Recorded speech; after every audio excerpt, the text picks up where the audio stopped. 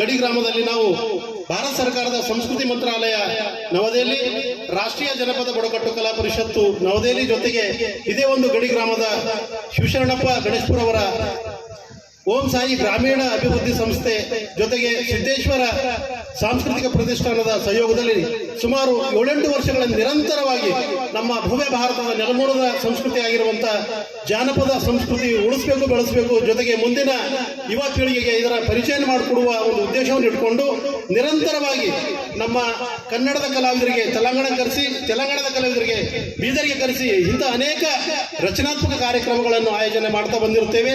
ಈ ಹಿನ್ನೆಲೆಯಲ್ಲಿ ನಾವು ಕಳೆದ 2 ವರ್ಷಗಳ ಹಿಂದೆ ಭಾರತ ಸರ್ಕಾರದ ಸಂಸ್ಕೃತಿ ಮಂತ್ರಾಲಯ ಸಹಯೋಗದಲ್ಲಿ ನೆಲ್ಕಲ್ದಲ್ಲಿ ಉತ್ತರ ಭಾರತದ ಜಮ್ಮು ಕಾಶ್ಮೀರ ಕಲಾವಿದರು, ಹರಿಯಾಣದ ಕಲಾವಿದರು, ನಮ್ಮ ತೆಲಂಗಾಣದ ಕಲಾವಿದರು, ಆಂಧ್ರ ಪ್ರದೇಶ ಕಲಾವಿದರು ಜೊತೆಗೆ ನಮ್ಮ ಬೀದರ್ನ ಕಲಾವಿದರಿಗೆ ನಾವಿಲ್ಲಿ ಎಲ್ಲೆಂದರೂ ಹೊಸಳ್ಳಿದಲ್ಲಿ ಒಂದು ಕಾರ್ಯಕ್ರಮ, ನೆಲ್ಕಲ್ದಲ್ಲಿ ಒಂದು ಕಾರ್ಯಕ್ರಮ, ರತ್ನಾಪುರದಲ್ಲಿ ಒಂದು ಕಾರ್ಯಕ್ರಮ, ಮೊನ್ನೆ ಮಾಬುಡ್ಗಿಯಲ್ಲಿ ಒಂದು ಕಾರ್ಯಕ್ರಮ, ಜೊತೆಗೆ ಗಣೇಶ್ಪುರದಲ್ಲಿ ಒಂದು ಕಾರ್ಯಕ್ರಮ, ಹೀಗೆ ಸುಮಾರು ಕಾರ್ಯಕ್ರಮಗಳು ಆಯೋಜನೆ ಮಾಡ್ತಾ ಬಂದಿರುತ್ತೇವೆ.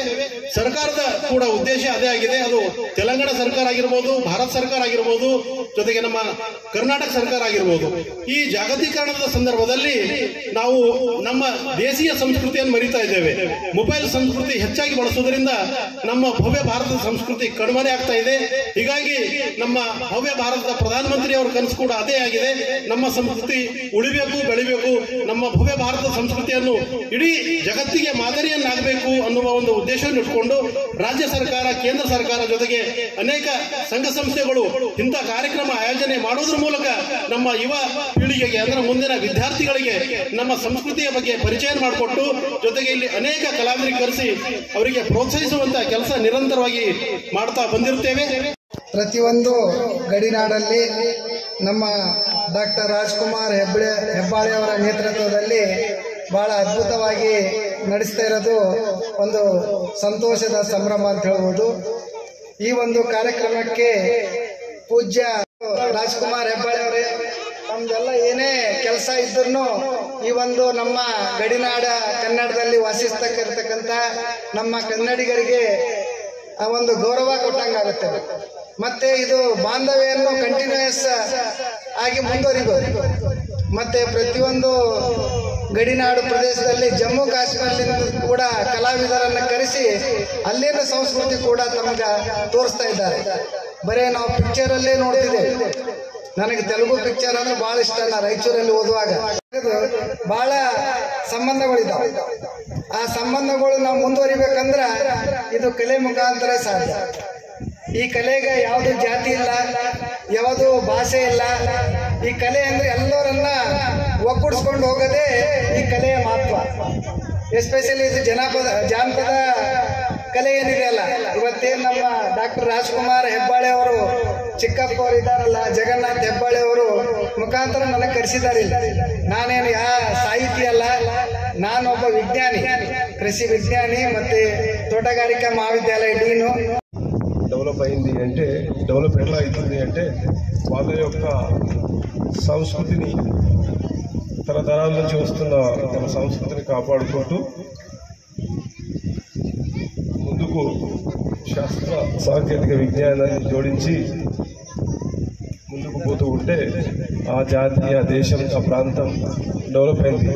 ఫర్ ఎగ్జాంపుల్ మీరు వింటూ ఉంటారు ఇజ్రాయెల్ గురించి.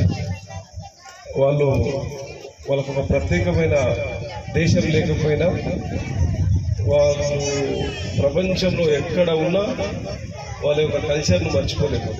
అందుకే వాళ్ళు ప్రపంచంలో అత్యధిక మంది నోబెల్ ప్రైజ్ అంటే మనం ప్రపంచం గుర్తించిన ప్రపంచానికి అవసరమైనటువంటి శాస్త్ర సాంకేతిక రంగాల్లో కానీ ఇతర ఏ రంగాల్లో కానీ వాళ్ళు వాళ్ళ నాలెడ్జ్తోని, వాళ్ళ టాలెంట్తోని, వాళ్ళ యొక్క కల్చర్ను సంస్కృతి కాబట్టి మన జ్ఞానాన్ని సముపార్జించి ఈ సమాజానికి కనుక మనం ఇవ్వగలిగితే మీకు తోచిన రంగంలో, మీకు చేతనైన రంగంలో చెయ్యగలిగినంత సేవ చెయ్యగలిగితే అదే మనం చేసేటువంటి సంస్కృతికి కాంట్రిబ్యూషన్ అవుతుంది, లేదా మనం ఇవ్వగలిగినంత ఇవ్వగలుగుతాం. కాబట్టి కాలేజీకి రావడమే కాదు, ఇక్కడ వచ్చిన తర్వాత మనం నేర్చుకునే ప్రయత్నం చేయాలి. మా వాళ్ళు కూడా ఒక ఫోక్ డాన్స్లో నేర్చుకున్నారు, కాబట్టి అందరం కూడా వెయిట్ చేస్తున్నాం. ఆ కళా నృత్యాలు ఇక్కడ లంబాడీ వాళ్ళందరూ కూడా వచ్చారు, వాళ్ళ నృత్యం కూడా ప్రదర్శిస్తారు. ఇంకా మిగతా కళాకారులు ఉన్నారు, కాబట్టి అవన్నిటి కోసం మనం ఈగర్గా వెయిట్ చేస్తున్నాం. కాబట్టి అవన్నీ ప్రదర్శిస్తారు. ఇప్పుడు వాటిని కొంచెం శ్రద్ధగా ప్రదర్శనని చూసి ఆ తర్వాతనే మనం లంచ్కి వెళ్దాం. ఇంకా ఆకలి లేదు కదా, ఇప్పుడు అరటిపండు తిన్నాం కాబట్టి ఇంకా ఒక 10-15 నిమిషాల్లో మనం పూర్తి చేద్దాం. ఓకే, థ్యాంక్ ಯು ಅಮ್ಮ, ಥ್ಯಾಂಕ್ ಯು. ಮನೆತನದಲ್ಲಿ ಎಲ್ಲರೂ ಕೂಡ ಸಾಮಾಜಿಕವಾಗಿ ಮತ್ತು ಜಾನಪದ ಕಲೆ, ಸಂಸ್ಕೃತಿ, ಸಾಹಿತ್ಯ ಉಳಿಸೋ ಸಲುವಾಗಿ ಹೆಬ್ಬಾಳೆ ಕುಟುಂಬ ಅಂದ್ರೆ ಒಂದು ಸಾಹಿತ್ಯ, ಕಲೆ, ಸಂಸ್ಕೃತಿಗಾಗಿ ಮೀಸಲಾಗಿರ್ತಕ್ಕಂಥ ಕುಟುಂಬ ಅಂತಾಗಿದೆ. ನಮ್ಮ ಅದರಲ್ಲಿ ರಾಜ್ಕುಮಾರ್ ಅವರು ಬಹಳಷ್ಟು ವೈವಿಧ್ಯಮಯವಾದಂಥ ಕಾರ್ಯಕ್ರಮಗಳನ್ನು ರಾಷ್ಟ್ರ ಮಟ್ಟದಲ್ಲಿ ಮಾಡ್ತಾ ಇದ್ದಾರೆ. ಇವತ್ತು ಈ ಹುನ್ನೂರಿನಲ್ಲಿ ಒಂದು ಜೂನಿಯರ್ ಕಾಲೇಜ್ ಆವರಣದಲ್ಲಿ ಕಾಲೇಜಿನ ಒಂದು ಪ್ರಾಚಾರ್ಯರು ಮತ್ತು ಎಲ್ಲ ಪ್ರಾಧ್ಯಾಪಕರು ಮಕ್ಕಳ ಒಂದು ಸಹಯೋಗದಲ್ಲಿ ಕಾರ್ಯಕ್ರಮ ಮಾಡಿದ್ದು. ನೋಡ್ರಿ, ನಮ್ಮ ಪ್ರಾಚಾರ್ಯರು 5 ನಿಮಿಷದಲ್ಲಿ ಪರ್ಮಿಷನ್ ಕೊಟ್ಟರು ಅಂತ ಹೇಳ್ತಾ ಇದ್ದಾರೆ. ಜೋರಾಗಿ ಚಪ್ಪಾಳೆ ಮೂಲಕ ಅಭಿನಂದಿಸಬೇಕು ಪ್ರಾಚಾರ್ಯರಿಗೆ. ಈ ಇಂತಹ ಕಾರ್ಯಗಳಿಗೆ ಎಲ್ಲರೂ ಸಹಕಾರ ಮಾಡ್ತಾರೆ. अच्छा अच्छा, और ये कन्नड़ हाँ हाँ, ये कॉलेज परमिशन के लिए हम पूछे तो केवल 5 मिनट में परमिशन दिया, इसलिए हम उनको अभिनंदन समर्पण करते हैं. ಎಲ್ಲ ರಾಜ್ಯಗಳಲ್ಲಿ ಹೋಗಿ, ಎಲ್ಲ ಜಿಲ್ಲೆಗಳು ಹೋಗಿ ಈ ಒಂದು ಕಾರ್ಯಕ್ರಮ ತರುವಂತ ಕೆಲಸವನ್ನು ಮಾಡ್ತಾ ಇದ್ದಾರೆ. ಅದು ಯಾರ ಕಡೆಯಿಂದ, ಅವ್ರ ಮನೆ ಕಡೆಯಿಂದಲ್ಲ, ಅವರ ತಂದೆ ತಾಯಿಗಳ ಆಶೀರ್ವಾದ, ಅವರು ನಡೀತಿರ್ತಕ್ಕಂಥ ದೇವರ ಭಕ್ತಿಯಿಂದ ಆಶೀರ್ವಾದ, ಮತ್ತು ಇತ್ತಿತ್ತಲಾಗಿ ನಮ್ಮ ಕೆಲವಿಲ್ಲದಂತೂ ಪೂರ ಆಶೀರ್ವಾದ ಅವ್ರ ಮೇಲದ. ನಮ್ಮ ಕೆಲವಿಲ್ಲಂದ್ರೆ ಸುಮ್ಮನಲ್ರಿ, ಈ ಹರಿದಾಗ ಎಲ್ಲ ಹೇಳ್ತದ, ನೀ ಎಲ್ಲಿದ್ದೀರಿ, ನೀ ಎಲ್ಲಿಗೆ ಹೋಗಿದ್ದೀರಿ.